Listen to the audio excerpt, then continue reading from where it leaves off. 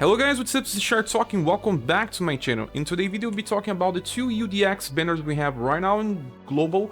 One is a returning banner for Death 1.0 and Mirza. And the new one is UDX Death 2.0 alongside UDX Galahad in Grey. This is the third good version of Grey that got released, and it's a very good Platinum style, but it's not limited. Remember, this Grey is not limited. So, what makes this banner good is the returning of Mirza. Death 1.0 is getting old, Spell Girl is better than him in most ways, and then the new version of Death brings something new alongside very powerful AoE damage. And Galahad is a niche character that plays with a lot of RNG and will get old within time. So now we are on our SRS.com and we'll be talking about the two versions of Galahad. The first one is the one that you get for free if you decide to take him instead of the sword. The second one is the UDX one. And we need to discuss the status. As you can see, the first one, the free, didn't have much status, only 82 for STR. Back in the days this was okay. Now we have 97 with UDX, we have a higher endurance, we higher dexterity. This one is missing sometimes. Yes, when I farmed with him, he was missing here and there. Especially because the Greatsword weapon already decreases dexterity, so his dexterity is getting old. His agility is pretty high, it's good, he needs that if you want to start some of his strategies. We'll be talking about this, because he's now a debuffer too. His intelligence is on 51, another very important status since he's a debuffer. He has very good will, low love, and very low charm for a character, but this will not affect him too much.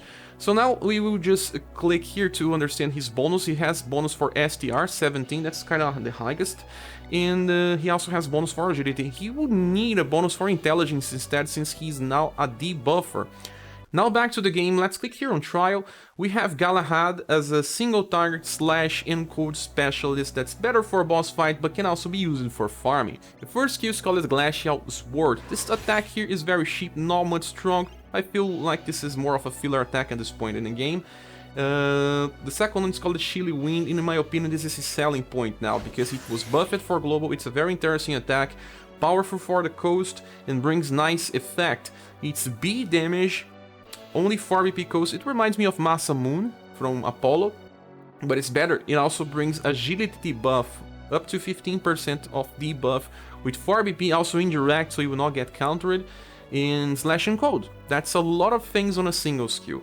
Chilly Wind is good because you can start a fight using this, and it takes time to run out of BP, and it's stronger than the competition for damage. What is the competition? The first limited version of Building has 95 intelligence and a skill called Aerodyne that can debuff agility of multiple targets. She also has bonus for intelligence, so she gets very high status to never fail her debuff. Besides Building, the second best one is Princess White Rose. White Rose has a very high intelligence, not as much as Building. She stops on 70, but she also has a bonus of 14 that allows her to also not miss that much. I saw her missing some boss fights on start, but if you are using buff strategies, you eventually get enough intelligence to not miss anymore.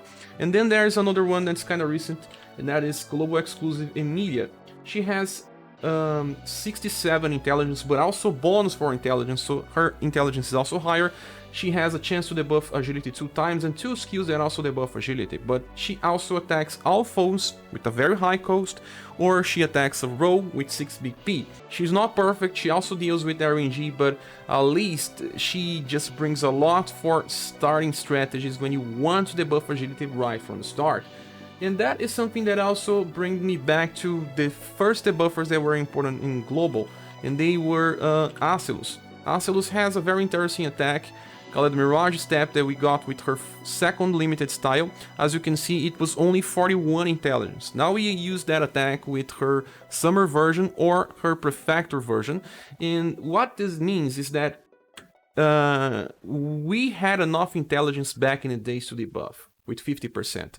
Galahad has like the same, but this Acilus is missing sometimes. Yes, when I'm using her, she misses. That's something that does not happen anymore with Summer one, because she now has a lot of intelligence. She's a debuff specialist, and the buff specialist will always stay relevant because they will probably have enough intelligence to keep debuffing, and even if a boss has high will, if you have to use buffers to also increase your chances, it's okay, but they eventually don't get easily outclassed.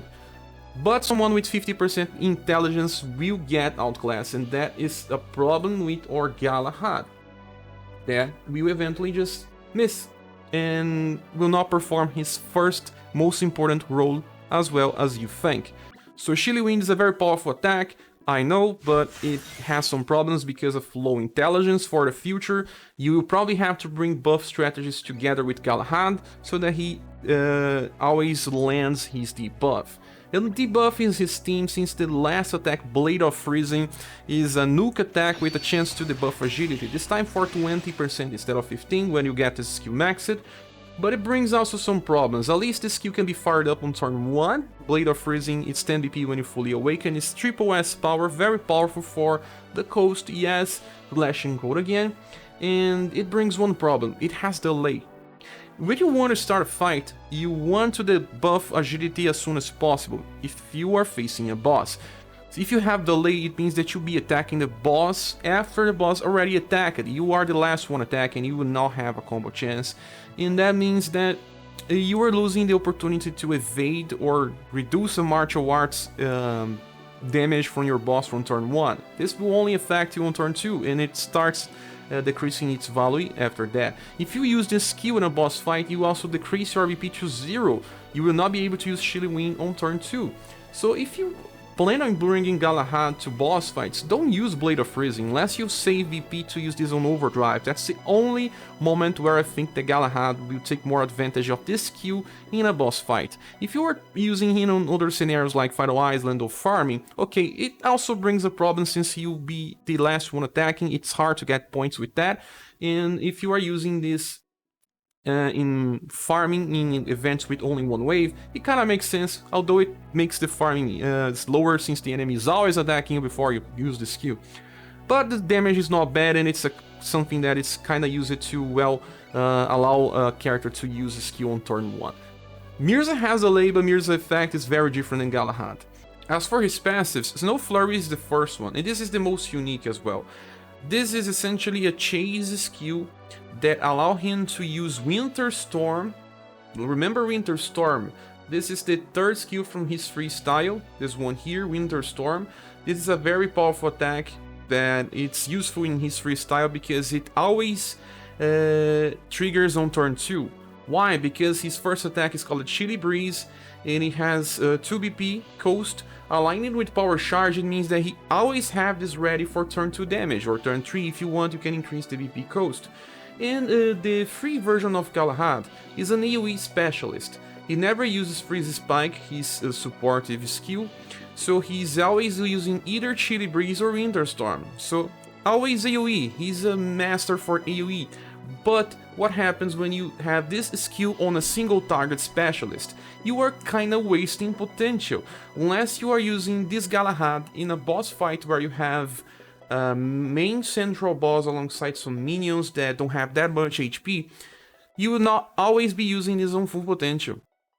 And also Winter Storm is triggered on skill rank 1, it's not as strong as when he uses Winter Storm by itself. You can also still inherit Winter Storm to use, but there's also another problem. Remember that this Winter Storm can be used on turn 1 at all times. Now, when you try to use this with UDX Galahad, it still works, okay, because it's 13 BP, it will be used on turn 2, but he has to skip turn 1. He cannot attack on turn 1, so you're probably using Galahad with some other fast attacker like Silver or like Joe that can clear the first wave, and then this Galahad can use a powerful Winter Storm that's stronger on him because he has bigger status, but he also does not have another AoE to use because you cannot inherit 2 skills, he only has single target from this point. So in paper may seem awesome, but when you think about real case usage, it's hard to justify having an AoE with a single target specialist as a chase. Okay, so the second skill is Frost Amp 3, and this one gives him 15% increase in cold attacks, so all of his attacks has cold that increases his damage at all times. Overtension gives him 15% at all times, 30% on combo, and 45% on overdrive. If you start with Blade of Freezing, like I was saying, it's a delay attack, he will never combo. But if you're using him on boss fights for Chilly Wind, he has a chance to combo, and he will just get more usage of this. So I think that 30% increase in damage is okay for current standards, still is. And overtension is good for boss fights when you can sometimes save VP for Blade of Freezing. When you are using this on overdrive, delay has no effect. So what do I think about Galahad? In the end, this guy for me is a mixed bag. He tries to be way too many things and he fails to be the best on them. He now tries to attack with single target and follow up with AoE, and this makes no sense to me since most fights where you wanna use Galahad, you will only be facing a single boss. But if there are more enemies around, it may make sense. But Galahad as himself right now, his UDX style does not replace his past one if you want an AoE attacker. This one brings more problems to the table and needs more squad synergy to deal more damage with Winter Storm. So I miss at least one AoE attack to justify the Galahad being a better thing. Even if it was a cheap one, he needed something else just to keep a single target in an AoE cycle for those that want. Galahad is easy to skip if you already have an agility debuffer, like those that I mentioned, and he will offer less in the long term. And now it's time to talk about UDX Death. We have the first version of UDX Death here, and this is the second one. Both have their different banners. This one is the best one, but can use a lot of inheritance from the first. And as you can see, the second one is better in almost everything. It has a higher endurance, it has a higher agility, it has a higher intelligence. Similar will and the other status don't really matter. The second version has bonus for intelligence and will. The first version has bonus for intelligence and agility, but it has a lower agility modifier, so it still loses to the recent one. As for skills, the second death has Morte as the first one. This one is a very cheap AoE attack with dark damage and only 2 BP cost. You can fire this up as many times as you want. Death never runs out of BP, and this is important. Some of our other mages for dark damage run out of BP, so they cannot fire their AoE all the time.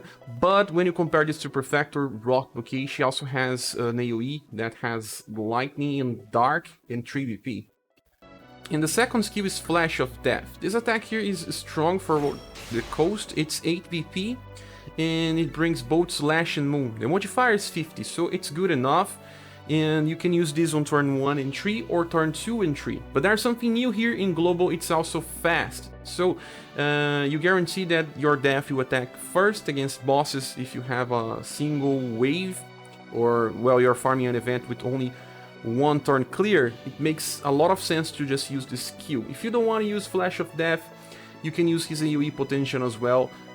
Death is easy to program, but if you want to attack on turn 1 and 3, you have to, well, clear the second wave with other characters, and they have to be faster than Death, because Death will sometimes try to use Morte on turn 2 and break the single target cycle.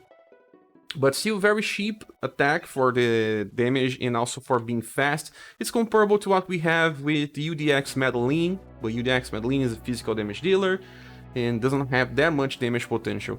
And Moon is still lacking more damage dealers. It's very interesting to have this. Just like Madeline also covers for lightning, that we don't have many. But Death has very good damage potential because of damage passives, and we'll be giving a look on this later. And the last skill is Mortal Dark Web, and this one is amazing. It's now the strongest AoE spell for dark damage in Global. And not just the strongest one, now it also brings something better. A chance to instant kill. It says low chance, but I'll be explaining why this low chance is actually very high. Mortal Dark Web is B damage, and it's very close to A, and it can be fired up on turn 1, since it's only 10 BP cost. That's pretty amazing for Death, since Death has very good damage potential. I wish this was the skill that had gotten the fast property, since this one is the one that really matters in the end, since it's the best AoE damage. We do have other options for single target, but this AoE is just so much better than the competition right now. It would open many strategies, like being able to instant kill a whole wave and guarantee that Death can kill. Because without a fast attack, we cannot guarantee that Death will be the first one attack, although Death has very high agility, and will probably attack before most other mages, but right now, Global exclusive Rock Bouquet has higher agility. Imagine using them both, they belong to the same attribute, Shadow, so sometimes they will clash, and you don't want that to happen. So Mortal Dark Web is amazing. Could it be even better? I imagine people summoning. I will be summoning for this UDX Death only for the skill if it was fast. But still, it's the highest instant kill chance for AoE, and I want to explain why it's so high. Okay, so the other competition to UDX Death 2.0 is Albert. And look, Albert intelligence is very low, and that's why we sometimes need someone else to decrease the will from our enemies, or also increase the intelligence of Albert, just to make up to increase the chances to instant kill. Look, Greek Albert, the one that we use all the time, has only 40% intelligence. 40% intelligence against 100% intelligence from Death. It's insane. It's way better. And not just that, but UDX Death has an intelligence buff on start of a turn to increase this even further. So unless the enemy has resistance to instant kill, you will always land this, even the enemies with high will. They need at least 50 points of resistance to instant kill to sometimes resist this. And that's why it becomes so interesting with such a character that has high agility as well. It is 78. Let's compare this agility to Albert. I think Albert has bonus to agility to make him better, but Albert also does not have bonus for intelligence, as you can see. Does not have. So he may be faster, he does become faster than Death, but if that had fast ability, that will make so much more sense to me. But that is a trade-off. You either have higher damage and higher instant kill chance with UDX Death, or you have Albert that can fire his skill 3 times in a row, something that Death will never do. So yes, wish this was different, but it's still awesome nonetheless. Now we need to discuss the passives of UDX Death, and they are amazing. As for passives, let's start with Energize, Intelligence and Will. This is the best one in my opinion. On the start of a turn, Death will get a buff to both Intelligence and Will. And those two status are very important because Death has very high Will, and Will also reduces our chance to be inflicted with status ailments, decreases magical damage, and Intelligence increases his damage potential and also the instant kill chance. And Death is all about instant kill chance, not just with this style, but also from inheritance. So what you can see is that if you wait some turns, you have even more chances to instant kill your target. So let's imagine a scenario where you have multiple enemies that maybe in a boss fight with some minions and they can be instant killed, but they offer some resistance. You can wait some turns and then Mortal Dark Web will probably kill them all with a more guarantee if you wait a little. And also the damage will be higher if you wait more and more. If you want to use some normal attacks, it even gives more intelligence buffs to make up for a very nice combo. So Energize, Intelligence and Will is insane, very good. It's just like the same case with Mac. Mac gets Dexterity and Endurance, and Death gets Intelligence and Will. Death is very good for sustain and damage. And then the first passive is called Return from Death. This one was buffed in Global. It offers two things. The first one is Death will revive once in fight, and will revive with full HP. This is something very nice, but on the same time only for boss fights. And it also gives him 10% increase in shadow damage. All of his skills are shadow, save for some from inheritance, but that means that he gets 10% more. Fired up 5 increases by 20, so you have in the end 30% increase in damage. That is kind of average values for today's standards, but because of Energize, you are getting a lot of damage right from the start and just gets better and better in boss fights. I can see myself using Death more than Apollo, to be honest, although they can be used in different scenarios. Death brings too much utility to the table, and I do enjoy something like this. Now we need to discuss the inheritance options, and on the same time discuss UDX Death number 1. Well, UDX Death number 1 doesn't have that much status as we compare to the recent one, but it does have some interesting skills. The first one being Sword of Death can be used as inheritance to the newest one, so that we can overwrite Morte and change Mortal Dark Web to above 10, so that it always use either Flash of Death or Sword of Death instead of Morte, meaning that you become a full single target attacker with UDX Death 2.0. The other inheritance is Drain Life, and this one is very good. It's the best drain attack we have in the game, with good damage, 22 for B, and good BP cost, 5. It recovers HP with a very good effect. Should be recovering for 600 or at least more than that in global. Now for the last skill, Final Judgment. This one is very strong.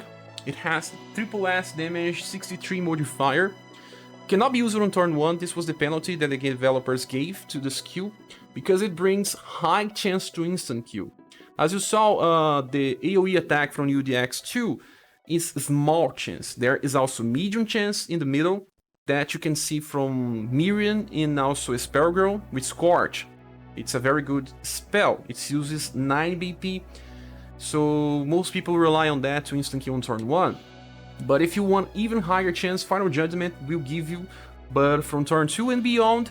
But remember that this UDX Death 2.0 increases intelligence as well every new turn, meaning that on turn 2 you have even higher chance to instant kill. I don't know how much of this is useful, since, well, the important boss in the game will never be instant killed, but if you need this for farming, especially in Conquest, it's a guarantee. You will kill some enemies that have resistance. Of course, not those that have 999, because it's practically impossible. So those are the inheritances from UDX Death 1. And there is also another one that comes from his S style, that is Deadly Touch. This one is a medium chance to instant kill, like Scorch from Miriam and ScherBR, but it's only hit damage. Although it's a shadow spell, you still use the same staff. The medium chance to instant kill or stun the target. Well, it's good because you can use this on turn 1 and will be better than Mortal Dark Web, since it's single target damage. It's S power, but it's very close to double S, since double S starts on 45. But it's a different element, will not work as the whole kit works. Depends if the enemy is with both Heat and Moon. There's also Poison Bog. It's not the best skill now. I think that we can have some other better poison options, but still AoE. The cost is too high, but maybe you find a reason to use this in some scenarios if you stacking your intelligence and the enemies are not immune to poison. Very, very situational, just to explain that you have another thing. So that kinda covers what we have from UDX Death. I like this style. I think it's very powerful. Flash of Death, Mortal Dark Web are very interesting skills.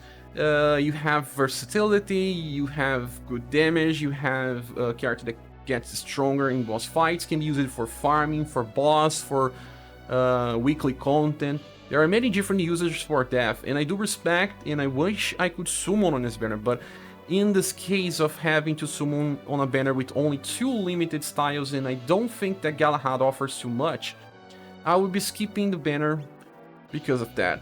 But there's also another good character here, but it's Platinum, and that is Gray.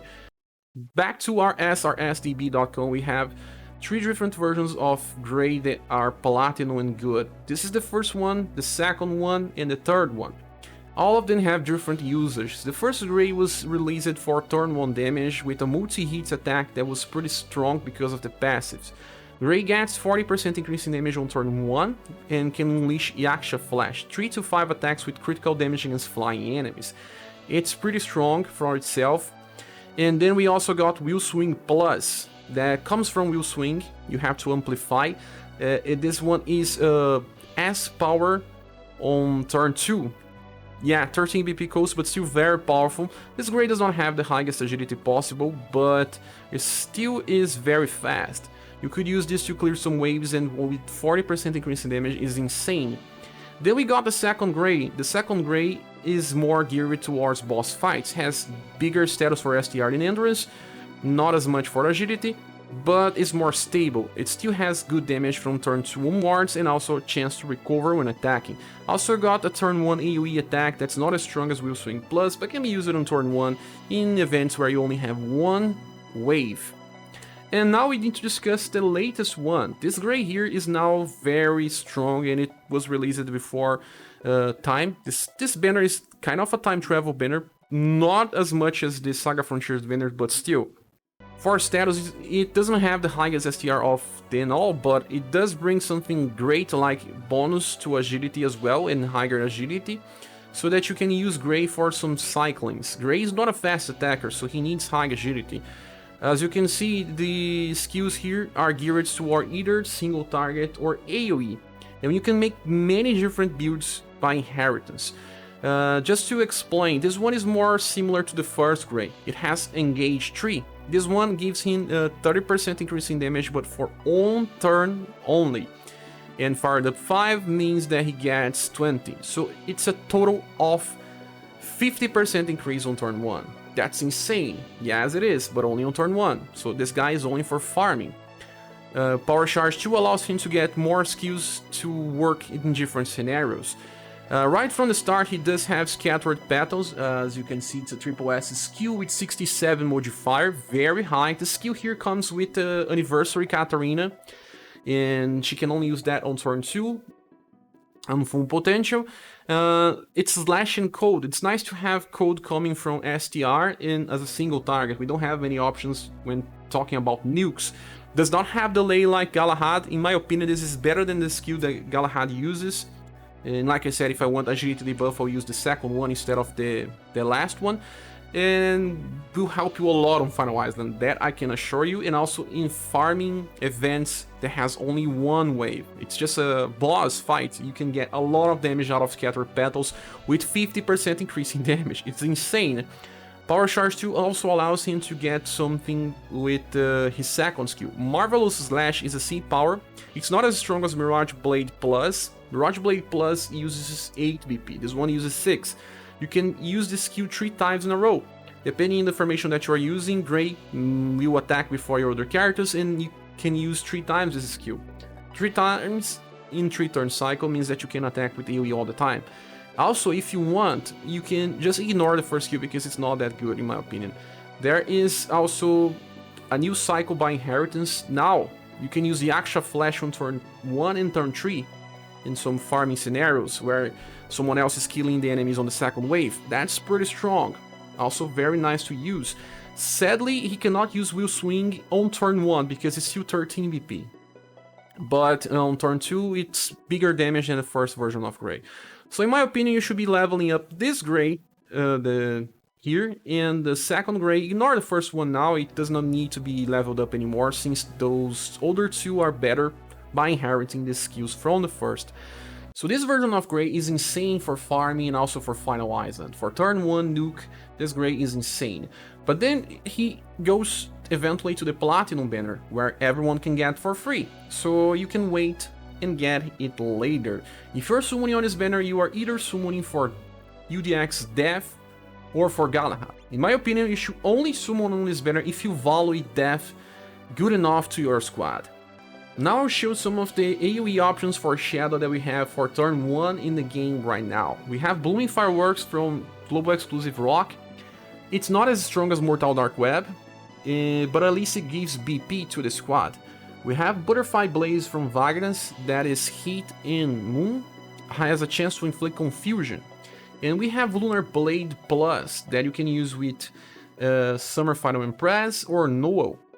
If you have all these options or at least 2 of them, you will not feel so guilty by skipping Death, although Death brings instant kill and that should be very powerful. Okay, so if you have some of these options, you can just say that Death will not give you all that value, but it still is the king AoE for Shadow in the game so far. But before you decide to summon on this banner, also think about the returning banners that we have right now. In this banner, you are probably summoning for UDX Death more than for Galahad, and Gray's Platinum can wait to summon. From returning banners, we have Mirza. He took some time to return, and I use this guy all the time in defensive strategies against bosses. He can counter, he can heal, but his selling point is his AoE heal that can heal around 550 or 600 in some time. the whole squad. In this game, heal is very complicated because you sacrifice LP with most spells, but Mirza does not sacrifice LP, and he can heal for long fights. He does have some competition with Mercetin, but Mercetin uses LP, she uses 2. Even though she heals for more, she can revive, something that Mirza cannot. She only heals twice in a long fight, and after that she does not have any way to heal the squad anymore, while Mirza can keep healing. Mirza requires a defensive squad so that you are not dying. Mercetin can sacrifice and just wait till someone dies till she uses her heal. They play a little different, even though they can sometimes be compared. The only other thing that can be compared to Mirza is UDX Matriarch. She has a AoE heal as well that also deals damage, but in her case, for JP, she uses 2 LP just like Mercetin, but without the chance to revive. So they may change this for global. If you want to wait, you can wait, but keep a track on how many days are left in this banner if you want Mirza.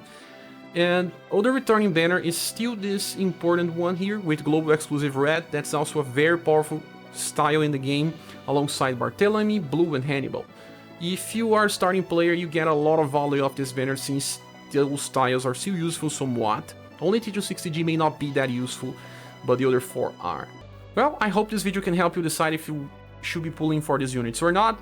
Thanks so much for watching. If you want to support the channel, there are links here in the description of the video. I hope to see you all in the next one. Bye.